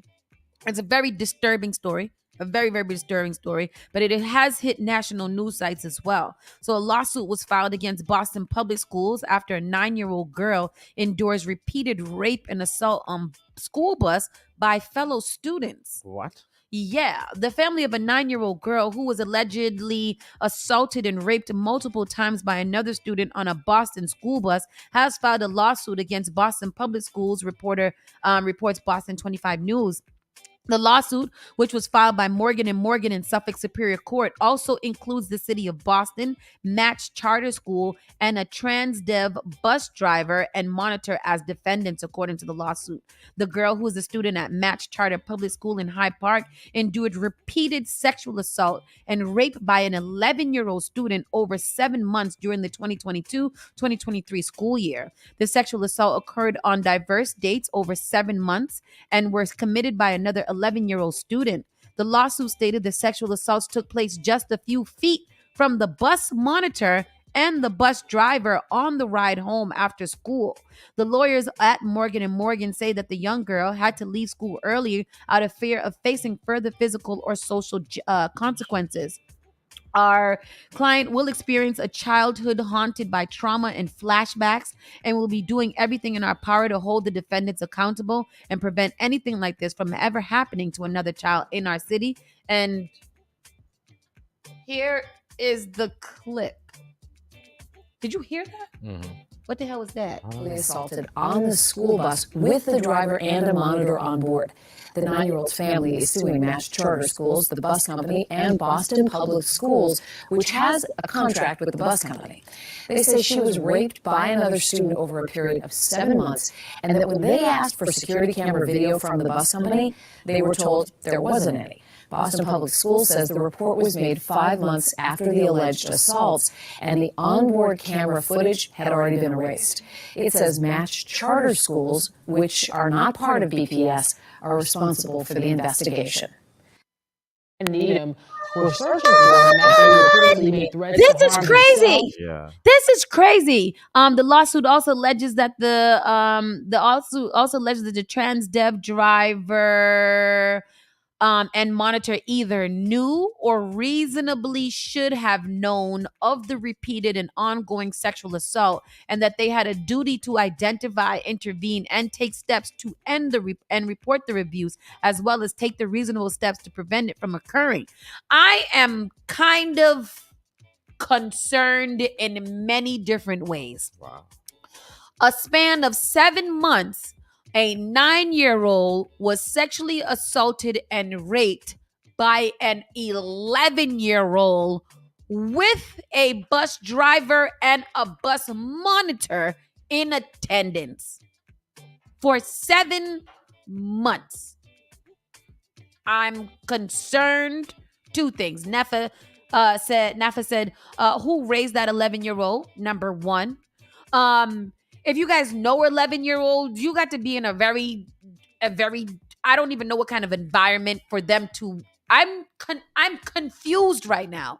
A 9-year-old and 11-year-old with a bus monitor. Now, CK is 11 years old. He is on a bus with a bus driver and a bus monitor. I don't really understand how 7 months could go by being sexually assaulted and raped and that bus monitor not know of what's going on. What are you doing on the bus? How are you monitoring the bus if for 7 months a child was being raped on the bus by an 11-year-old? How? How? No, seriously, how? I don't know. I have no idea. The lawyer gave a press conference. That's who gave out the tea. On a smaller 7-row. Was it a smaller bus? Why didn't the monitor or bus driver call the authorities and put a stop to it? 7 months? That's crazy. I drive a school bus every day and that wouldn't happen on my one. This is what I'm talking about. I don't really understand how this happened or why it happened. Schneider says up top, I can understand the driver keeping his eyes on the road. That I understand, but the monitor's job is to monitor the children. So if you are not monitoring the children and something as heinous as this can go on for 7 months, what were you doing? And yes, the monitor should be in the lawsuit. Absolutely. Because how did you let this happen? Dee says, I seen a bus monitor go to the back of the bus and go to sleep while the parent had to get on the bus and put the child in a seatbelt. Oh, wow. So why didn't the parent say, hello, this is not my job? It's funny though. A teacher that I was talking to basically said that school bus monitors don't have to have anything but a breath of air. Like, meaning all they have to do is have a pulse and they can be a monitor. They don't have to do anything else. You get on the bus, they don't have to whatever. I don't understand what the point of being a bus monitor is. You don't have a hard job. You just got to make sure that the kids don't get raped and killed on the bus. That's it. That's it. How do you not prevent a child from being raped on a bus? It's crazy. I've seen that too. I put children on the bus and have to strap them in all the while she was scrolling on her phone. Oh no, that sounds like a problem with the Boston public school transit systems. If you're not going to hire a monitor that can monitor the bus, then I'm not sure why the monitor is on the bus being paid to monitor said bus. But that could be me. And then there was another story this is another national news story. Remember the little boy who it was a domestic violence situation and the little boy called the police because his mom asked him to call the police. And when the police came, they shot him. Little boy, little 9-year-old. So in the update of that story, there has been absolutely no charges filed against the police who shot the 11-year-old who called for help, official says. A grand jury in Mississippi determined that there was no criminal conduct on behalf of the officer who shot and wounded an 11-year-old boy in his home who had called the police for help. Mississippi Attorney General Lynn Finch says that her office will take no further action against Sergeant Greg Capers, the officer who shot Adrian Murray. In a statement released on Thursday, Finch says that her office completed its review into the May 20 incident involving Capers in Indianola,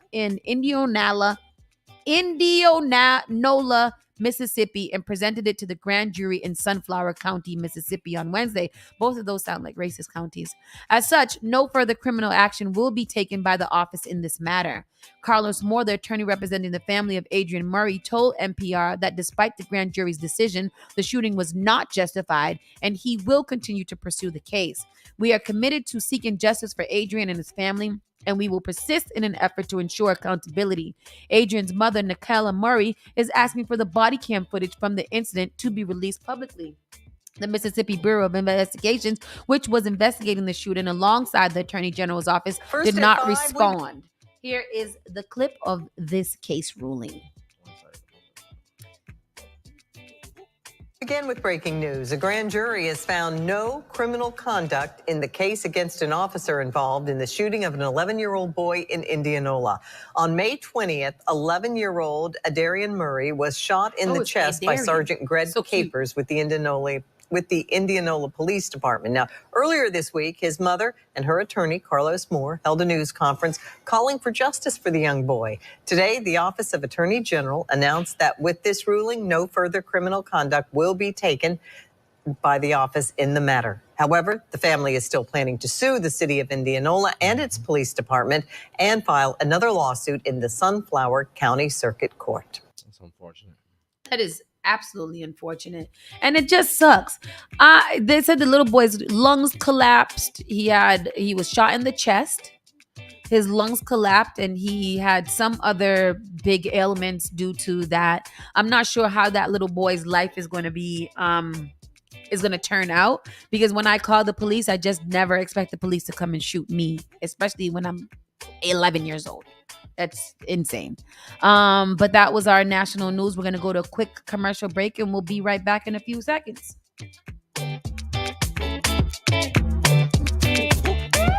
You're listening to Saucy and Friends in the morning with Miss Hot Sauce, Miss Tony, and Rockstone Triz. Turn it on. Turn it up. This is SparkFMOnline.com.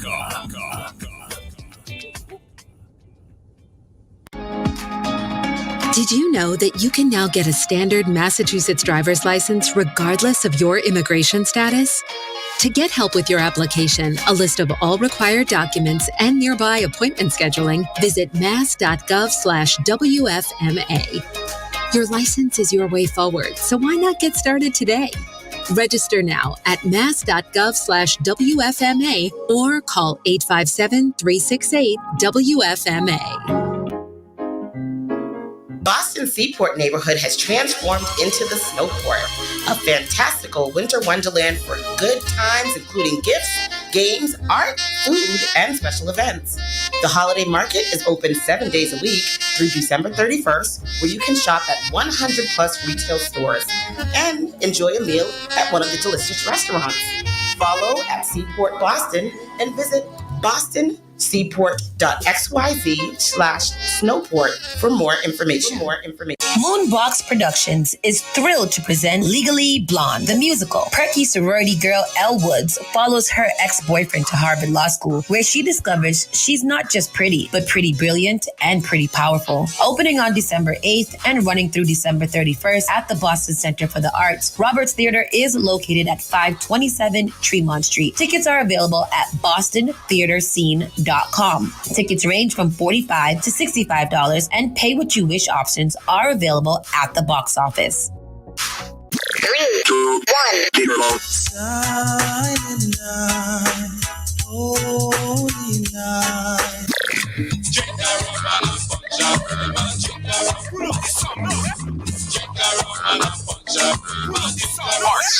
Spark FM.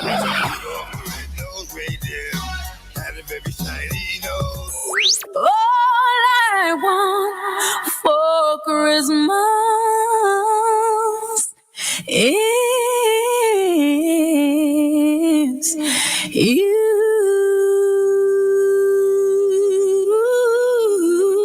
Yeah. Merry Christmas and Happy New Year from our Spark family to yours.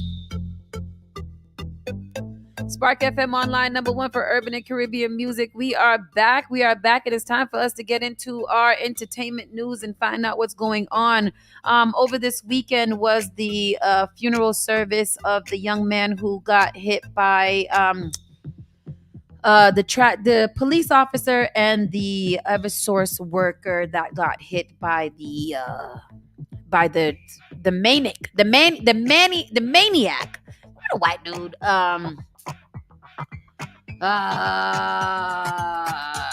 What's this guy that's driving a car? Yeah, he was driving. Remember, Running he into hit people? he was just driving. He hit the utility worker. He hit the police officer. He killed both of them, and then he also went into some other parked cars or something. So the funeral services were held for the National Grid worker. A funeral service was held. Roderick Jackson, 36 of Cambridge, was a National Grid gas operation technician who died at a pickup truck crashed into a work site on Taunton Road. His funeral started about 11 a.m. on Saturday, where they laid him to rest. He goes by the nickname Keto. He was a amazing person. From all of the articles that I read, many people knew him. So condolences to those to the family of Roderick. Also, the friend was the police officer that passed away. It was Chief Kevin O'Connell. His family is also in mourning. I believe that his funeral might have been this weekend as well, but we'll keep you guys posted on that. There's just so much really great articles and things about Roderick. So rest in peace to him and condolences to his family from the Spark FM family here. Get into our entertainment news. In big news, Nicki Minaj's Pink Friday album debuts at number 1 on the Billboard, and she has crushed some records with that. Nicki Minaj's Pink Friday 2 debut atop the Billboard 200 album charts, marking her third leader and the most number ones amongst female rappers. She previously led the tally with Pink Friday Roman Reloaded in 2012 and her debut studio set Pink Friday in 2011. Pink Friday 2 launched with 228,000 equivalent album units earned in the U.S. in the week ending December 14th. That sum marks the largest week for a rap album of any female rap artist. She broke Foxy Brown's tie with having 2 number 1 albums in 2 different decades or something like that. So she has broke some records with a third number 1 on the Billboard 200. Minaj breaks out of a tie with Foxy Brown for the most leaders amongst female rap artists. Minaj is also the first female rapper with number 1 albums in 2 different decades, as she logged her first 2 leaders in the 2010s and her third came in the 2020s. So shout out to her. With 169.87 million on-demand official streams generated by Pink Friday 2 songs, the set garners Minaj's largest streaming week ever in history. Congratulations to Nicki. Oh, yes, definitely congratulations to Nicki Minaj. She did that. And Route 24, for all of you guys that are traveling right now, Route 24, Brockton to Easton, exit bound to shut down. It looks like a bunch of light poles about to fall due to the winds. It looks like about 3 or 4 light poles have fallen. The winds are crazy. They have literally just stopped. But just now I thought that this building was going to come down. And things were falling all over the place. So if you are traveling on Route 24 to Brockton into Easton, that exit over there is going to be shut down. That means that traffic will be piling up. So if you're out there, that's terrible. Tell them take the back road. Take the back road. You got to go through the out to the backside, because you ain't gonna get nowhere else. Kim Kardashian gifted a 3D model of her brain from Prenuvo. That is awesome. What, you seen it before? Oh, I didn't see it. It's crazy. I didn't know she had I don't exactly what is the brain. Let me stop because Kim Kardashian's a whole lawyer. Okay, she went to law school. That's my Did girl. she pass the bar? She will pass. She Oh. passed the pre-bar, and she's gonna pass. That's my girl. That's my girl. I got two new girls. It's Kim Kardashian and Nicki Minaj. Those are my two new girls. Not that I'm a Barb or part How of the she Kardashian. know that's her girl. brain? That's what I want to know. This is a picture. If you guys are on the stream right now, this is a picture of Kim Kardashian's platinum brain. Oh. And then what when we was talking about Christmas presents and stuff like this and thoughtful gifts, is this a thoughtful gift to give somebody a gift of their brain? Because it's thoughts. It's mine. You see what I did there? It's material, but it is thoughtful. See what I did there? Y'all see what I drop a bomb for me. Drop a bomb for me, Tris. Drop a bomb. Yep.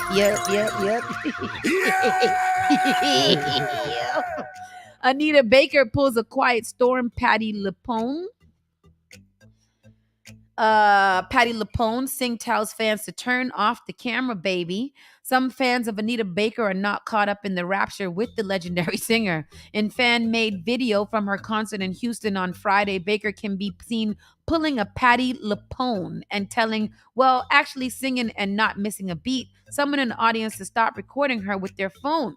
While performing Feel the Need from her 1983 debut solo album, that's the year that a princess was born by the name of Danielle Johnson, the songstress, which she's currently celebrated on the similarly titled 40th anniversary tour, Baker belted out her disapproval. She says, early in the morning, late in the evening, baby, she sang, turn off the camera, baby, I don't know who you are, move back. Get on back. I don't know who that is. She crooned and continued, following by some light scanning. That's exactly how it sounded. If you play it, it's going to say the same thing that I sounded like, but you can play it so that they can hear the contrast. It's what's all on video. I was looking for the video. I didn't see it. I want to hear it. I want to hear it too. No, that's terrible. But I just sang it for you guys. So if you guys were wondering what it sounded like when she was doing, that's what she said. She told the person to turn off the phone. If you didn't ask me to check in my phone or put it into a pouch when I first get into the concert, I'm not going to check in my phone or put it in a pouch. And if I can record, I'm going to record Patti LaBelle singing. That's what I'm going to do. It's the era of phones and recording. I'm going to record Patti LaBelle singing. Patti LuPone. And if she was singing that to me, I would record her. Let me touch that. Does anybody know who Patti LuPone is? Patti LuPone is this white lady right here. And I don't know what the connection is. Oh, yeah. So I'll just leave that alone. Kanye West lands in LA with Will Smith after a quick trip somewhere to the Middle East. Will Smith and Kanye West. That's a very interesting combination. Kanye West was apparently up in the air a lot over the past 48 hours because the dude just landed in LA with none other than Will Smith. This after a quick trip to the Middle East. Can you actually pull up Northwest is her new rapper video? This photo of Will and Jay posing together with a woman for a selfie aboard a first-class flight is circulating online. And where it depicts them aboard an Emirates plane that left from Dubai to Los Angeles on Sunday with KW and Co. now back in the States. I don't get it. Oh, is this his new wife that is holding the This is new wife. She never puts on any. You think she don't get cold ever? Like she always has on spaghetti straps, boots, and some leggings. And I'm always wondering, like, why you don't want to put on no clothes? Of course, it was also just in Vegas the day after Friday where he went on an unhinged rant and once again invoked the name of Adolf Hitler, not to mention Jesus. It appears that sometime between then and now, Ye hopped on a plane all the way across the world to do something in Saudi Arabia. Tristan is trying to pull up the clips now of maybe you should just get into the ranting. This is the little girl. She debuted her first single off of her father's album. And we should be excited. Messy. It's gonna get messy in Miami on December 12th. North Belton. We'll find the actual video of her little rapping, but in this article right here, it has the video of his rant. Have you heard any of it? I have. I heard a little bit of it, and he was telling somebody that he will exile her if she don't say so. If you don't shut up. Yeah. Shut up before I exile you. And I can't wait to tell somebody that they're going to get exiled because that's funny. Here is the clip of one of Kanye's rants. It's the same shit. That's the story. They put us in the school. The Rothschilds. I know Jay-Z back here like, all this go down now. I've been here for a year, my. They can't fucking touch me. Why? Because God covered me. He covered me. And guess what, Trump? We ain't giving you support unless you get Larry out. Unless you get Jeff out. Talk about it. You understand? Talk about it, yeah. Because y'all gonna just get our shit for free. All of a sudden, because you got a mugshot, you with us now? No, what you gonna do for us? What they gonna do for us? Y'all voted Democrat all these motherfucking times. Showing with the Why the bleep coming off later? You hear that?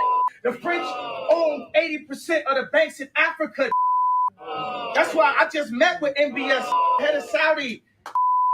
We don't have to bow to this shit. It's 60 million of us in America, 60 million Jews in the world. 50% of our deaths is abortion. 25% of us go to prison. Raise one hand if you don't know one prison, one locked up, and one poor. Raise your hand if you don't know one person got abortion. Now I'll tell you, if we was in a Jewish month on Friday with no fucking everybody raised their hand. But we not. Okay, wait a second. Wait a second. Who make the hospitals though? Who got the hospitals? He's assigning this. And there is Kanye for 2023. You don't cut it. Oh, Kanye. So what he was saying? what he was saying in that, because I just don't even know, but whatever, because I tell you, everybody done lost their cotton picket mind in this world. And Kanye is that one. He has absolutely lost his mind. Off the rockers. Somebody said, you ain't God. Or some, and he was like, you better shut up before I exile you. And 6ix9ine may have to sell off assets for $10 million assault judgment. I don't know. 6ix9ine is whatever. Nobody cares about him. And Kodak Black is in federal custody. No. Did not see that coming. So Kodak Black is in jail after being placed in federal custody for probation violation. Kodak is back in jail, and he was violating probation. Let me see how long they don't say how long he's gonna get. Remember, he was trying to eat cocaine about a week ago. When he got pulled over. Kodak was eventually released from jail on a $5,000 bond and scheduled to appear on a hearing in February 9th. Ahead of his trial last week, the South Florida rapper told his fans while on Instagram Live that he didn't have cocaine during his arrest and claimed that cops don't wear body cams. And that's interesting. And in other news, Cardi B and Offset are also on the fritz. They have been going back and forth all weekend on the line. She is sick and tired. She's single now. He has gone and put smiley faces under Nicki Minaj's pictures. And now I believe that they say that he is trying to get her back and saying that he's sorry and wants his family back. And now there's another debate online that's trending about black men and black women and cheating. And black men don't cheat and black men don't cheat. And she needs to cook and clean in order for him not to cheat. I thought that was she do. I thought Cardi was a cooker and cleaner. She is a cooker and a cleaner. Oh. But I guess that's it. Another update. Thank you, Janet, for that. Rudy Giuliani, that Melton Summer Beach. He has to pay $148 million verdict for the 2 black women that he was down in Georgia. Yeah. For the Donald Trump the sisters. What they did? No, what he did they were the 2 Ladies. people that were working at the in the polls. Oh, and he accused them of cheating. Yes. Helped himself by showing no contrition and actually repeating his claims outside court on Monday. Just watch as his spokesman tries to shut him down. I told the truth. They were engaged in changing votes. There's no proof of that. Oh, you're damn right there is. Stay tuned. So Rudy Giuliani, you see today as the same man who cleaned up the streets of New York, took down the mafia. Stipulation isn't proof. Let's go. We'll order our car. Wow. There is so much there that is pathetic. That man is desperately trying to coast off the guy that Giuliani was 20 years ago. It's the rare attempt to weekend at Bernie someone. The mother and daughter duo that he accused of And how much they getting? 17? 148 million. Really? Just for getting accused? But you know they're gonna take that back to court. It'll probably get a little less. 148 million is a lot just to be accused. Shit, accuse me of some things if I get that type of reward. Anyways, we about to slide on over to the side. Bobby Steels is up next from 11 to 1. Keep it locked right here. Spark FM Online, #1 for urban and Caribbean music. This is Saucy and Friends, Rockstone Triz, your girl Hot Sizzling Sauce, and Miss Tony hopefully will be back tomorrow. Wish her well and wish her get better. Your speedy recovery. Oh, listen, babe, before we get out of here, this is an interesting statement from Kodak Black. I'm working on myself. I'm working right now, homie. He continued, I paid $350,000 and shit to get clean and get better. I've went to rehab by myself without the court trying to tell me what to do. Just me wanting to do better by myself. I got children, homie, and I have to be there for them.